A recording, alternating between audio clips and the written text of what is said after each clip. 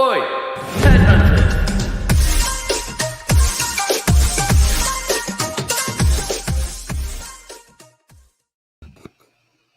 What's up, everybody? Welcome to the Headhunter Hideout. I'm super excited today. I have James Hornick in the studio, or the virtual studio, I should say, and super excited to have James on here. Anyone that doesn't know James, he is super active on LinkedIn. His content's always raw and authentic, and he's just a straight up guy. He's not into the vanity metrics, but just bringing value every day. He has been in the recruiting industry for, I did the math on here. It looks like about coming up to 20 years. And I just know he's going to bring a ton of value here. So, did you have to throw that out there? My God. I had to throw it out there because I think the interesting thing with our industry is a lot of people jump in and a lot of people jump out. So having someone who's got the experience and knows that stuff's huge. He's with Hirewell. You're a partner over there. And I read on your profile, I didn't even notice this, but you've kind of built the practice within them for like the digital side and the marketing and all of that, right? Yeah. So the marketing, I was a tech recruiter for a long time. So I think that's where a lot of people start. And the marketing one was cool because it was, I want to say 2014, 2015 when we kicked that off. And there was a big shift in the market. And I don't even get too deep into this, but like digital marketing existed like with big brands and with e-commerce firms like, 10 years ago. But like most companies in general might just have like a general marketing manager. But there was that big shift like right around that time frame where all of a sudden like tons of firms started doing their like from scratch build outs of like 10, 20, 30 people. And there was like huge explosion in terms of just kind of the needs for digital, which made everything more kind of specific. And we jumped in right when that started happening. It was pretty cool. It was also just kind of a breath of fresh air to get away from tech. Did they bring you in to do that, or that just kind of happened organically? It just happened organically. I mean, that was after I was there for 10 years. We just kind of noticed that there were, we saw a couple of different organizations have brand new needs, and it was like nothing that at that point in time we recruited on before. And like at that, I don't even think there were any. Like if you Googled like marketing recruiting firms, like I don't know if you would have found any. It just wasn't like a popular thing to recruit in before that kind of time period in time. So you were a tech recruiter for 10 years. And then, so was that like around then 2008 where you were just like, okay, I gotta make a pivot here, or how exactly? No, I mean, that was the pivot was around 2014, Okay. So that was when like the fat part of the bell curve started doing digital. So they're like a huge explosion. So yeah, I was, the first few years of my career was more in tech sales, and then I moved into tech recruiting. And then, the last, 5 or 6 years have been focused on marketing. And really that's why I'm doing what I'm doing now, because we all of a sudden, like you spend your day talking to marketers, whether you're talking to your clients, whether you're talking to, candidates you're recruiting. And then you realize like, why aren't we doing this? Like if everyone else is making money off this whole digital thing or getting their word out, and that's when we started kind of evaluating what we wanted to do kind of internally in terms of how we could better market ourselves and make people more aware of what we do and those types of things, which is really what I've been focused on the last 2 years. Okay. So I went from then running the marketing practice and now my colleague Don Maragos runs that. She and I actually kind of started together. And now my roles, like it's running our marketing, running our strategy, running our business development, kind of working across all the different teams we have. So. No, that's awesome, man. And obviously you're really active on LinkedIn. So, I mean, how much of that LinkedIn activity that you do, is that tied in directly to what you're promoting within the company, or is that just something independent that you do? We don't, that's the thing is we don't do a whole lot of promotion. Like I don't really talk about our services that much. I should probably talk about it more. It's just that I don't think it really plays well, like that's the kind of content that no one really gets into. So, yeah. But it's a lot of, I just think that our industry is not very well understood. Like people, like if you look at either side, like job seekers struggle because most people don't look for a job very often. People who are great at their job don't look very often, so they suck at it. It's no offense, It's just that I probably would too. I haven't done it myself in God knows how long. So anytime you can provide, value to job seekers, and on the other side too, there's a lot of companies that still struggle to hire. There's a lot of people don't understand the talent acquisition process. We could talk about how, I think talent acquisition is undervalued in most organizations, and that's why the candidate experience struggles so much. But I think just, there's so many I really think of it as like the questions that we get on a daily, weekly basis, not just myself, but everyone else internally. Like those are the same questions everyone else has. Yeah. And so if you can just build content around that, you can build credibility because you're giving people the value they actually want, so. Yeah, but one of the things I really like about your content, and I don't want to kind of harp on about the content the whole time, but I know you have like on your headline, you got like what, number 3 most sarcastic commenter, but I mean, that really comes through in your content in terms of like, I know when I'm interacting with you that I'm going to get who you really are. Like you've done a really good job of just being, yourself through your content and not promoting the business. So you're right. A lot of the content you put out isn't to do with Hirewell, but I'm sure that you get leads from that, or you're able to develop connections, even though you're not mentioning anything about the business. Yeah, so I guess first off, I've been on the internet a long time, longer than you mentioned. I think I started being a power user of the internet in like 95. So that's how long it's been. Back when being anonymous was like the norm. People forget that was a period of time. But yeah, I think that it's just the internet, you're supposed to have fun on it, and that's why like I can't take it all that seriously, and that's why I don't really. Yeah, in terms of like the value that you see, like it all works and interacts differently with all the other initiatives that you do, it's been great for, I was talking earlier today about like push versus pull. And I think that's the problem with recruiters and salespeople in general. Everything is push. Everything is like shoot out messages and, contact people when you think you need them. But content serves that as a way to kind of pull people in. You know what I mean? Like there's people who you might have the perfect job for them. They don't want to read your stupid email, no matter what, you know what I mean? They just get so many of them. But there are absolutely people who, they get back in touch, whether it's for a job or because they actually need to hire, because they saw like a video that I did or someone else on the team did, and we're kind of top of mind, and it comes up a lot with people we talk to, but it's also, it's marketing one. It's a repetition thing, that's why I post as much as I do, just because if you only post once a month, it has zero effect, but honestly, where I think it has potentially the biggest impact and has for us is our own kind of internal like employer brand. It's literally come up with every single conversation we've had with everyone we've interviewed for the past year. In recruiting, that's huge because you're going to find people with books of business, people who are experienced. And so I take a good recruiter over a new client any day, because with a good recruiter, you're going to bring someone who's going to add to that bottom line, unless obviously, I guess it's a whale client. But that's, it's good, especially in our industry. You're probably well aware, like people get burned out pretty quickly. They work at the wrong firm. And, we've always tried to take the approach that recruiting is stressful enough, like the last thing I want to do or anyone else I hire wants to do is like add stress on top of a job that, can beat you down by itself, so we like to have an environment where everyone's just kind of chill and laid back as you can be as a recruiter, but making sure that comes through it. So I'm not the only person who does content at Hirewell either. And we want everyone to get involved, and everyone has a different level of, comfortability with it. Some people just don't want to do it. Some people do want to, but not as often. And we have some people who love it and start kind of running their own kind of, podcast and webinars and stuff like that. But I think that's a key thing too, for when you're looking at it in terms of like your own employer brand.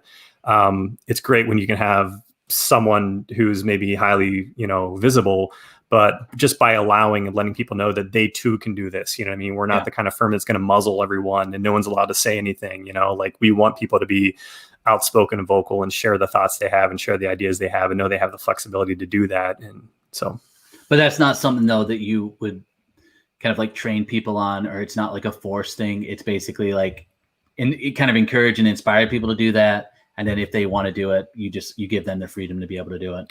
Yeah, you can't force it. There's no way. Like, if someone just didn't like it, you would find out pretty quick. You know what I mean? If someone doesn't want to do it, they're not going to do it. And if you force someone to do it, it's not going to come off the same way as authentic. So really, you just have to kind of figure out, like, you talk to people, you find out like who's interested in it, let everyone know they have the ability to do it, and certain people will pop up, and it's the kind of thing where like Jeff Smith, is probably a prime example. So he and I kind of do a show every other week. We did one today, our 10-minute talent rant. He runs our managed recruiting program division. He knows, he's worked internal forever. He sets up these custom, he knows how to set up an internal shop, and that's what he kind of does for us and the group that he runs. And, he knows his domain area really well. He has a completely different kind of background than I do. I remember, but like the first one he did, it was like twisting his arm. But after he did it, then he's like, this is like way easier than I thought, totally. And now it's like he wants to do it all the time. So, it's like a Zoom meeting. You have the Zoom meeting, record it. And it's just like, there's no one else here. It's just you and I talking. What's the big deal? No, I love that. So let's talk. I'm really curious about what you said about with the recruiting firms. Obviously there's a lot of burnout, and I think we've all experienced that. I mean, I've only been in the industry for 5 years, and I've just seen people come in, people leave. It's high burnout. It's always going to be a stressful job. It's super unpredictable. So how do you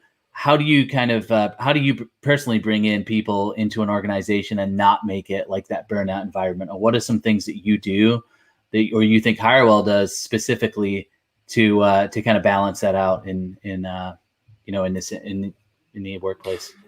I think burnout comes from organizations that are focused on short-term metrics and like obsessively focused on it. People who are focused on your daily call volume, your deal numbers for any given month. You know what I mean? All those kind of old school kind of micromanage metrics. That's what stresses people out, because when you make that the focus, you're therefore making people start going about their day in a way that's less than optimal. They make things more about just trying to hit you're basically creating vanity metrics that they have to hit, or else they get in trouble and lose their job. As opposed to making the focus on client deliverables and having like a long-term success with delivering for a client and or building relationships that will pay off long-term. So when you have the wrong metrics kind of set up, that's it's inefficient, but it's also like people are going to kind of gravitate towards trying to hit those, get frustrated when it doesn't happen, get fearful for their job, and it all just kind of spirals out of control.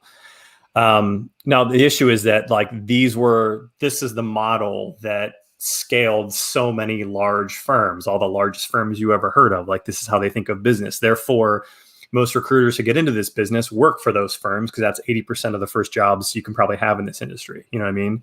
Yeah. And that's what people know. So that's what when they go to the next firm, they expect that's how it is. Or when they start their own firm, they kind of have that same mindset. So it's been this kind of perpetual engine of old school dinosaur thinking that just keeps churning and burning recruiters and burning them out. So what do we do? Well, I mean, we give away all the secrets. Yeah. I'm just kidding. It's just, you have to be patient with people. You have to know it's going to take people a while to ramp up. You have to know that you have to recognize what's a real metric that's going to drive long-term success versus a metric that's just designed to churn and burn. You either have that, you look at like I've learned more about, I can say this about marketing for sure, but you learn more about how you can run a more successful and like firm by looking outside of our industry. How would other companies approach this problem? What are other companies doing from a sales perspective in software and other areas? You know what I mean? And just kind of treating it that way. But a lot of it's just kind of taking a step back, and you have to, it's easy for me to say, because I've been doing this long enough and I've been in an environment where we recognized a long time ago that this stuff is nonsense. But I think it's also recognizing, if you're in one of these firms and your manager is just a yes man who is repeating whatever old school leadership said, like, go somewhere else, Yeah. Like, yeah. Well, it's hard, because if you've been doing something for a long time and it worked, and it continues to work, because I think there is power behind just doing activity. Like, the more activity you do, the more results you're going to do. But it's at a certain point, you have to look at it's the efficiency of what I'm doing, and could I be doing more in an easier way? And I think that then the question comes up, well, if you do easy, that means you're lazy. And it's like, well, no, maybe just smarter, because that's how technology is. It is there to help us. So I think, but I think that mindset is, if it made me successful 30 years ago and 20 years ago and 10 years ago, it's going to continue to make me successful.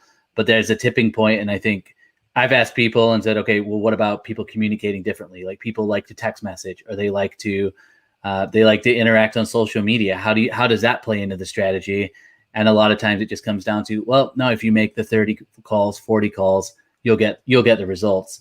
And so it just falls on deaf ears. So I'm curious too. One of the things that I've seen in your content a lot is like this personalization idea and like reaching out to people in a personalized way and not just sending out like a mass email. So I guess how do you kind of train people up in that, and how do you is that something that you guys would train people in? Like, this is how you realistically approach people as opposed to getting away from like bulk messages.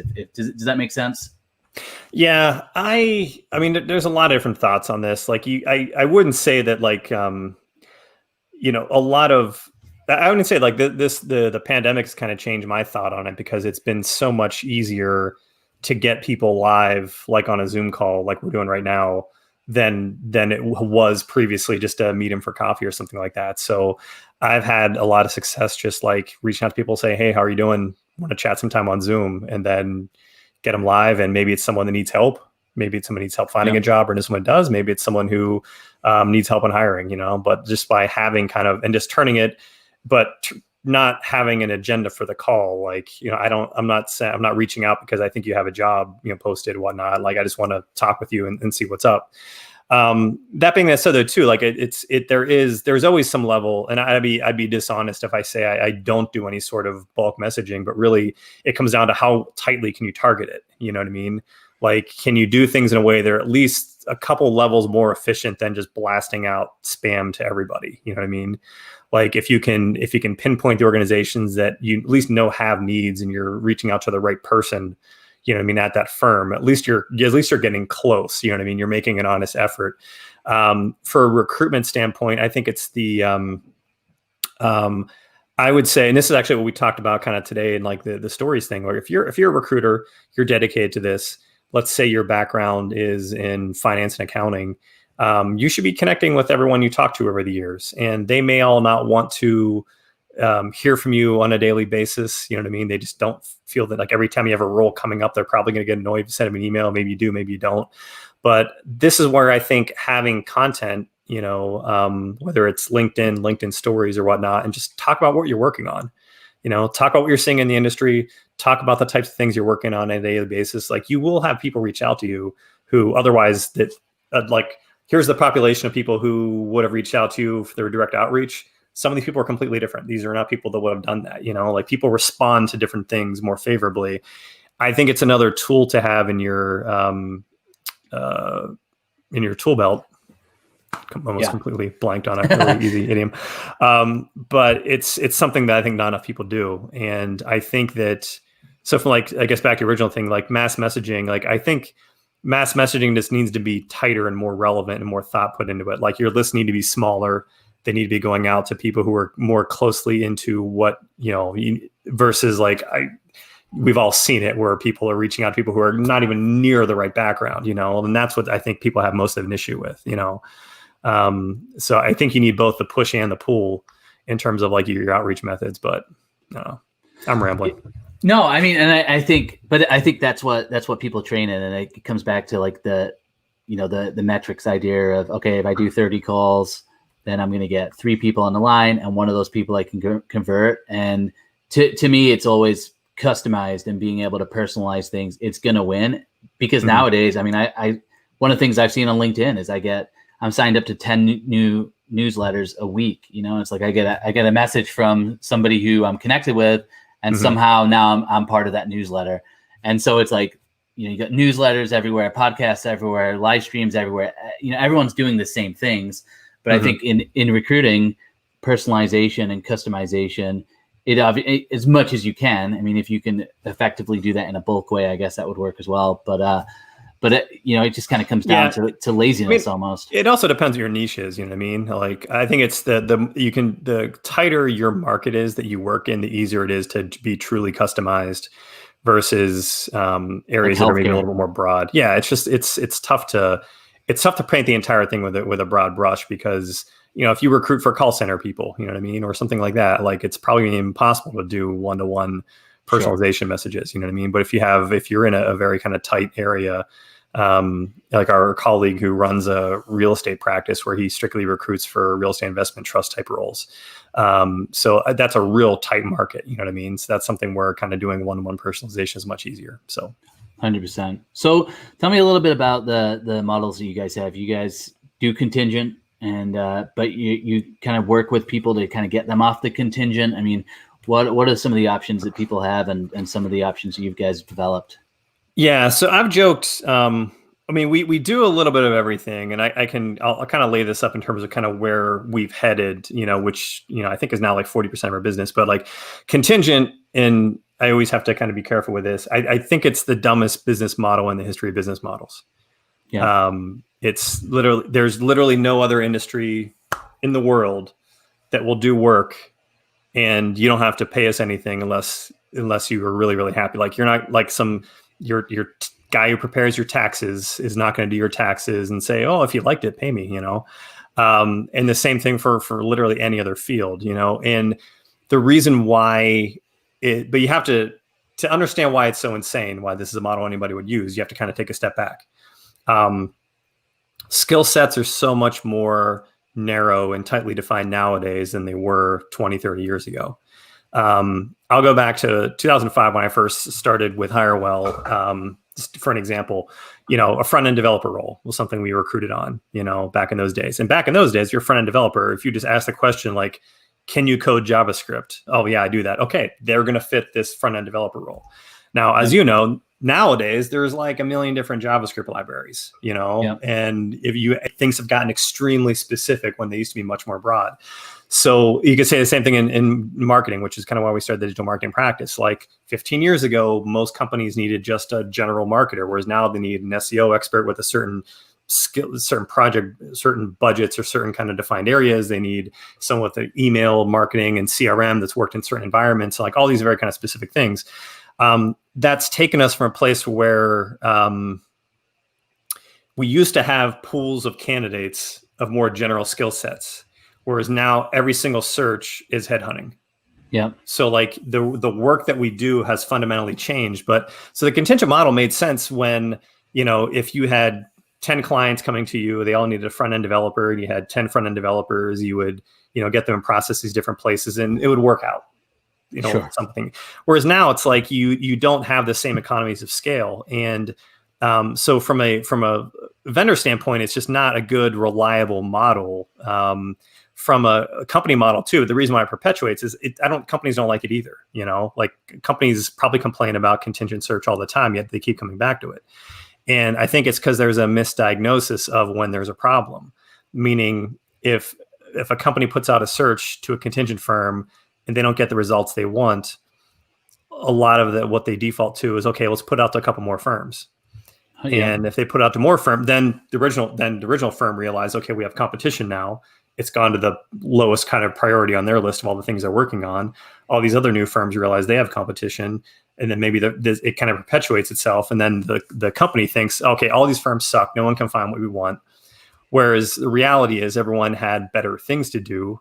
Or it was probably, a purple squirrel search and something to begin with. That's why no one, it's one of those things that kind of perpetuates. Whereas there's no real, when a company isn't bought into you as a contingent firm, you're never giving your 100% best effort. Like, people say they do, but let's be honest, you know what I mean? If you have other clients, it's just not what ends up happening in practicality. So where was I going? Yeah, so we're talking about like the different models, and really where contingent is just, it just doesn't really even make sense anymore. Yeah, so what we've had a lot of success with is our managed recruiting programs. And this is for companies that the best application is companies that have to grow a lot in a short amount of time. Like let's say an organization gets a round of funding, major client acquisition, or some inflection point where all of a sudden, like they aren't provisioned internally to be able to handle the load. This can be something short term, this can be something long term. Sometimes the companies that have their own internal talent acquisition we're partnering with. Sometimes it's companies that have never really had to hire a ton before. But we have 5 different recruiting teams. So digital marketing, we talked about, tech, HR, sales, finance, and accounting. What we do is we'll have someone assigned to that company. In normal times, they'd sit on site. they would do more than just sourcing. They'd actually do all the actual internal TA work. So setting up their ATS system, working with the hiring managers, the hiring plans, setting up the interviews, like all the heavy lifting work, yet still working with the rest of Hirewell for, if they need tech people, if they need finance people, if they have marketing people. So you're actually getting multiple teams working on these things, going through kind of one point person. So it's a much tighter kind of partnership in terms of like we're working towards a deliverable. We have a whole team of people working on it in a scalable manner. And the way the revenue model is very much, there is some like retainer or some kind of monthly and usually some sort of back end as well too. But the total cost is like way lower than a contingent fee, because that's ultimately the issue with contingent. The fees are high because you're paying for everything that firm isn't filling. For sure. Yeah, no, it makes a lot of sense. So this is it's a scalable model from our standpoint. It's a much more cost-effective model, and it's just a better overall solution. So is that like on a month-to-month basis, or it's just it's flexible? Like they can bring you in for a certain amount of time. Yeah, when we've done, the thing is we've ended up doing something similar when it's only like 2 or 3 hires. Like there's always some way that you can. If you enjoy working with us and you're going to commit to working with us, then we'll obviously charge you less than what a contingent fee would be. Yeah. Which makes sense. And then 100% of the time, like our fill rate of these are like pretty close to 100% versus like if you've worked contingent before, you probably know that 30%, because God knows how many people are competing against, and if you look at it from a time efficiency standpoint as the recruiting firm, it just, how can you justify continuing doing lots of contingent searches? Now, again, I'd be lying if I didn't say like we still have a lot of contingent business, but typically that's where things start. You have to earn trust. Yeah. But most of the firms you work with that ends up using us, then they want to do a lot more hiring. Like they'd much rather get off contingent once they know we can deliver. So.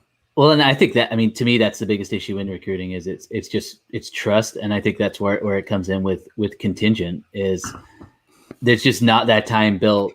There's not that time spent building the relationship. A lot of the time is just spent, sourcing and then trying to turn those candidates into potential clients. It's just, to me, it's just a kind of a transactional hustle, will and deal. But it can obviously work out really, really well if you're really good and you're really networked and you've been doing it for 15 to 20 years, you can build some great relationships.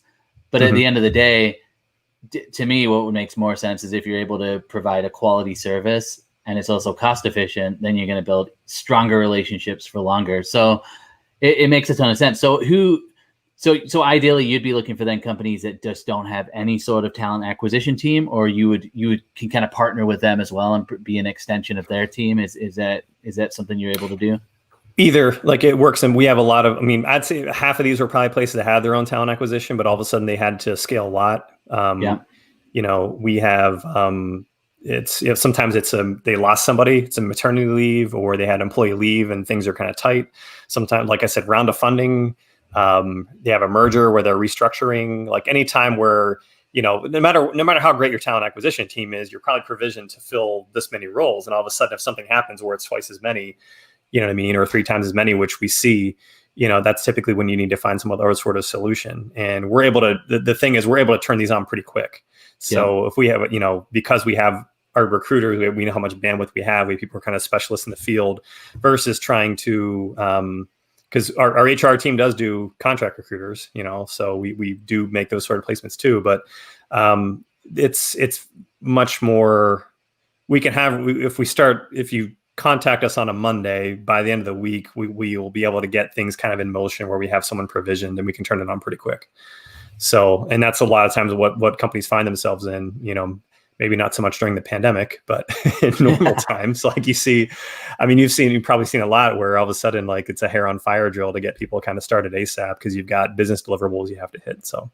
Yeah, 100%. And especially in, the tech space or any of these spaces where there's, they get the funding and then suddenly it's that need comes out of nowhere. So I'm curious too. I know you had posted yesterday, I think, about like the work from home situation and the working from home. And there was, basically you'd said that if you're not offering that work from home, you're not going to be able to bring people on. So I'm curious, just even with what you're seeing in the marketplace, what do you think that future holds? Is it going to be a flex work schedule, or are most companies just going to trend to remote? Like, what do you think is realistically going to happen within that?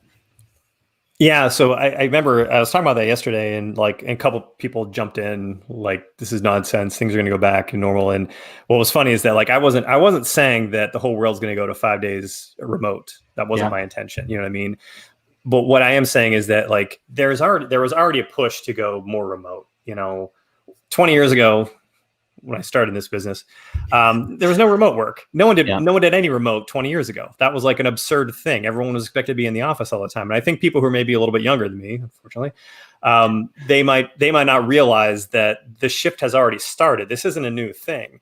What the pandemic did, I think, was fast forward 5 more years. So had this not happened, 2025, we'd be roughly where we are now. You know what I mean? So I think that it's been a slight push. What I think is going to happen is I don't think there's going to be many firms that go 100% remote, at least not now. I think that it's too much. There are efficiencies that you miss out on by not having people in the same office for training purposes, for some collaborative efforts. But I do think that the overwhelming majority of firms are going to have more flexibility. Places that were pretty much 5 days a week and you had to twist somebody's arm to get a day off to work from home.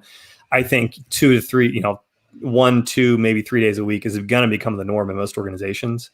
This has been a case study. You probably remember as soon as this happened, there was like everybody, including us, like we were talking about how to work remote. Yeah, that content got so stale so fast because it wasn't that hard. It turns out like everyone was completely capable of it. Within 2 to 3 weeks, like every company was having a panic attack that they were going to have their business suffer. It's like, wait, this is how easy it was this entire time. So like, I don't think like there's still some issues with like onboarding is still a challenge for some companies and whatnot. But in terms of like raw productivity, like so many workers are like even more productive kind of in a remote environment. And this, keep in mind, this is all happening when people have to like take care of their kids on their own. This isn't even real remote work. So my take is in the future, when all this stuff ends, the overwhelming majority of companies are going to have at least some flexibility to work from home a day, 2 days a week at a minimum. And on top of that, I can already say that companies that haven't put thought into this, that aren't already talking about that, are going to struggle. And companies that are saying, all right, we need everyone back in the office 5 days a week as soon as possible, like, I don't know what they're thinking. They're just so set in their ways that they're losing people who might have been loyal to them for several years, playing their, okay, sure, it's a good job 5 days a week in the office, fine. But they realize like, for the past 6 months, I've been killing it. Why do you need me back in there? What's the rush, to make it, kind of hard and fast, like everyone needs to be here all the time again. It's just silly. So it's trust at the end of the day for me. I mean, that's what it comes down to, where it's either you trust people to get the job done. But I think when most people that I know are super driven in what they're doing, they're wanting to achieve, they're wanting to grow, they're wanting to be promoted. And it's just it's having that flexibility. I know I've talked to so many people who are like, all right, I have 3 hours more now. I don't have a commute. I get to spend time with my family, which increases mental health. It increases all of these things. But at the same time, they're still getting like an hour extra of work done. I think that bigger issue is just how do you keep the culture, and how do you kind of stop people from working at a certain point, and how do you create an environment where you say, hey, I know your office is right next door to your bedroom. It's okay to shut down. It's okay to actually stop working. And so it's just creating those environments where people feel the true benefits of it. And I know we were talking about it before, where I think with like this work from home situation in particular, it's not really remote work. So a lot of the arguments that people have had where, people's mental health is so bad, they feel so alone. It's like, well, that's really quarantine, and that's social distancing. It's not really remote work. That's a work from home situation. So it'll be interesting. But I know in like construction, for example, that was an industry where for years they said they'll never be remote. And then what do you find? What do you see? 3 weeks after everything's shut down, you've got estimators who are getting drawings mailed to them, and they can work from home, and they're twice as productive. They're doing better bids. And so all of these things can really be done. They can be done remotely. And I think that's, it's just crazy that it took, a pandemic to prove that. I don't get that. We have the internet, like all this, like 5 days a week in the office. Yeah. That was before the internet, like we've had this for a long time. It's just crazy. It changes such a slow thing, and that's why we're talking getting the conversation about like the recruiting industry and companies that are, hard sell to burn out their recruiters. Like it takes way longer than it should for people to wake up and realize there's a better way to do business. So, well, and it's like we could talk about this all day. I know there was someone who commented, and I didn't necessarily want to call him out because I don't really know who it was, but he was just like, well, if they don't want to work remote, then maybe they're not a culture fit. And I'm like, well, what does location of where you work have anything to do with being a culture fit? It's culture fit's a lot more to do with your values. What are your overall goals and all of that? So what about Hirewell? Let's not even go off on the tangent of culture fit. Like, should we even be talking about that anymore? Because I think that's the other problem that companies have is like they've decided this one personality is what works for us. Okay, great. So you have a bunch of people who think and talk exactly the same. Like you have zero diversity in thought. You know what I mean? Like now culture is different from ethics and values and whatnot. But I just had to go on that tangent. That's true. So Hirewell, is that what you're asking? Yeah. So I'm curious. Is that? It looks like on your LinkedIn it says coming soon. Is that operational? What do you? Let me update my update. It was like coming under construction, but I take it that was obviously is that kind of like a consultancy for job seekers within the spaces that you work, or how? Yeah, so it went live like 3 weeks ago, I think. So yeah, I need to update that. It took longer than I kind of expected, but this is what we did like the first month of quarantine, right? So there's no way to sugar. If anybody who was a recruiter says they were busy in March and April is like completely full of it. So we knew we had a lot of kind of bandwidth. We'd always wanted to make something that was more job seeker focused, right? Because people come to us all the time, they're looking for help. A lot of people don't realize that like our job is not to benefit job seekers, it's to help companies hire. That being said, we want to help job seekers. It's just that it was never kind of our main mission, right? Yeah. So, but we wanted to do that, and we finally had the time to start putting something together. So Hirewell is basically a job seeker centric service where it's kind of three things. So one, obviously we make a lot of content. So we put together a lot of premium content that gets much more granular in all the different aspects of a job search. So we talk about, for instance, the big thing we talk about is like, you can't like applying for jobs online is not a good way to go about it. You need to do more informational interviews, you need more proactive, you need to be smarter with how to tell your story and sell yourself, how to target companies. Like there's a lot of different aspects. So getting really, really granular in all the different phases of the interview process. Doing one-on-one coaching. So we're set up to do because there are people who we did 200 free coaching sessions during the first couple months of the pandemic, where we just talk with people and kind of help them through what they're struggling with their search. Use that as the basis of kind of understanding, okay, where do most people have the most trouble? And that so way, was that just like on Zoom, or how did you guys do that? Yeah, just did tons of Zoom calls just to kind of understand. And it was cool too, because most people have a lot of it, most people have 80% of it, but it's that extra couple things they're not doing, which is holding them up. And by talking to that many people, you realize that like most people are really people who are frustrated and having a hard go of it. Like they're not that far away from being successful. There were just a few things they weren't doing. And sometimes it just comes down to they just need to run ideas off somebody or have someone kind of evaluate their process, So we're doing that now. That's something at this point we're charging for, but we did for 4 months or 5 months without charging anybody.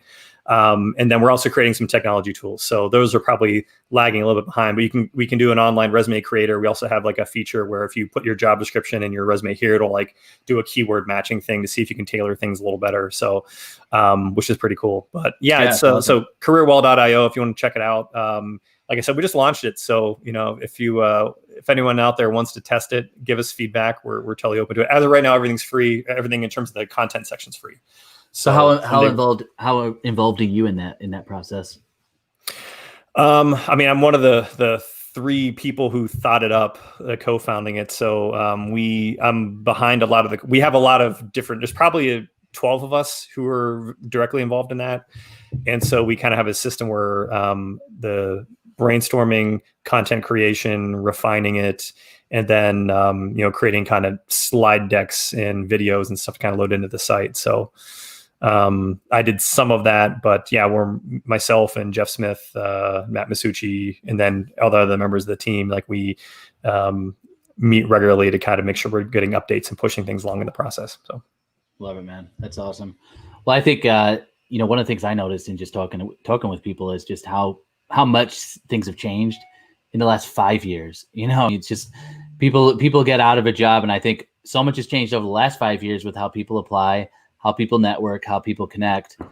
But then imagine if you've been working at a company for 20 years and then suddenly you're out of the job market, and it's like you run through everybody that you know, and everybody that you know is like, yeah, I'll keep my eyes open. No one gets back to you. And then it's the easy apply button. It's the easiest thing to do.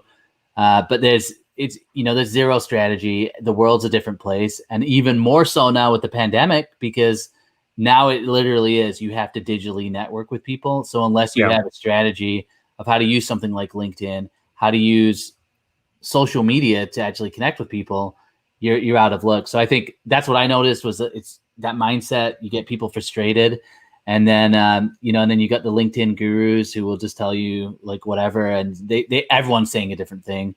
So I love that. So if someone's in that position, how do they just go? They just go to the website, they just sign up, or how do you guys have that set up?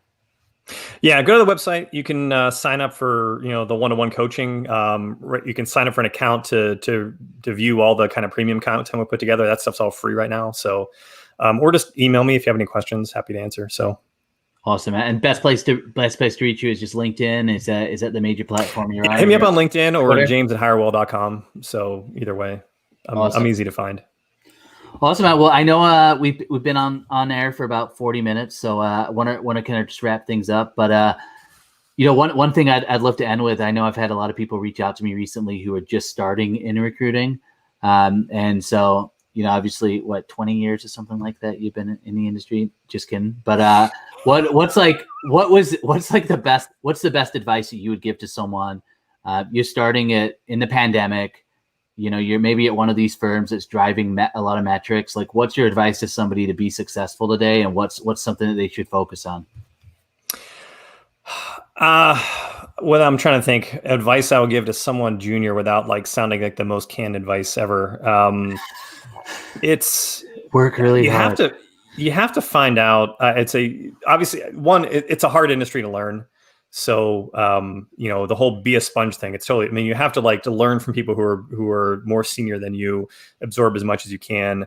It rewards longevity. So it gets easier the longer you've been doing it, just because there's a network effect of people that if you're frustrated and you don't like your job, you need to figure out, is it because the job sucks and it's not for you, or is it because the company you're working with sucks?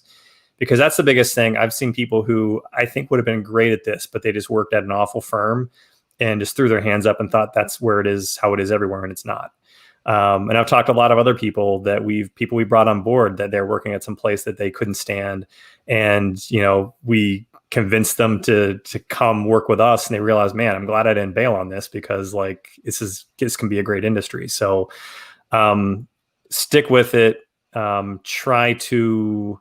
I guess the other thing too is that I think separates people is curiosity.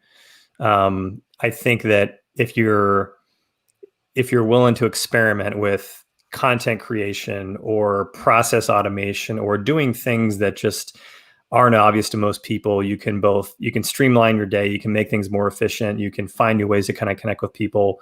And I think that's because the name of the game, no matter what your field is how to do whatever you do more efficiently. Becoming a better writer makes things more efficient, taking that seriously, learning how to actually use tools that will literally save you minutes and hours off of your day. So having that curiosity to, find new ways of solving the problem faster on your own, I think is invaluable. 100%. Well, I love that, man. And I would just recommend anybody who's out there that is starting, or maybe you're a couple of years into your career in recruiting, just follow James. And I know he puts out podcasts, live show, ton of content. But yeah, I would say follow his content and really just take those words as well, because I think within our industry, there are just a lot of sweatshops. There's a lot of just shops that really don't care about you. And it's finding those right environments is huge, and finding people who can mentor you as well, and people who really know the ins and outs of the industry. So James, I appreciate you coming on the show. I know this was obviously we're just in kind of in the middle of the week, middle of the day, kind of a random time, but I appreciate it. I appreciate everyone who's out there as well. And if you guys have any questions, I'm just feel free to reach out to James, and he loves lots of questions, and definitely engage with his content as well, because gives me things to write about on LinkedIn. Yeah, just reach out with a really long sales pitch, because he really loves that. And but I appreciate it, man. I appreciate you coming on, and I look forward to connecting again in the future as well. So Sounds good. I'll end this broadcast here. Thanks for having me.